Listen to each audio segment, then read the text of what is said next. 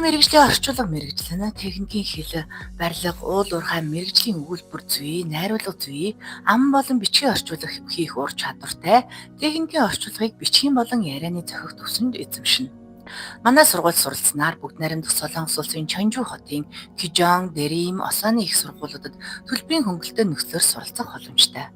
Төгсөгчсөн сургалтын төв Солонгос авто засрын газар, Солонгосын барилгын компани зэрэг бусад хөрөнгө оруулалттай компаниудад мэргэжлэр ажиллах боломжтой бөгөөд Монгол Улсын боловсролын их сургууль, шинжлэх ухааны технологийн их сургууль, Улаанбаатар их сургууль, Орхон их сургуулийн Солонгос хэлний багш орчуулагч мэргэжлийн ангиудад суралцах боломжтой. 안녕하세요. 저는 항문 폴리테크닉 콜리지 재학 중인 학생입니다.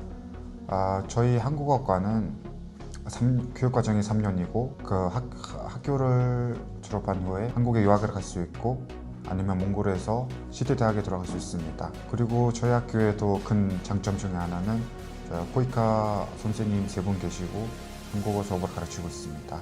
우리 학교 많은 관심 부탁드립니다. Сайн байна уу? Монгол Солонгос Политехник коллежийн техникийн солонгос хэлний орчуулагч 3 ангид суралцаж хоногдсон байна. Би энэ мэргэжлийг сонгон авч 3 жилийн хугацаанд суралцаад топикийн 3 дугаар оноогоор тэнцсэн байгаа. Тэгээд цаашаага солонгос улс руугаа шатлаад суралцах байгаа. Энэ мэргэжлийг сонгон авч суралцсандаа баяртай байна.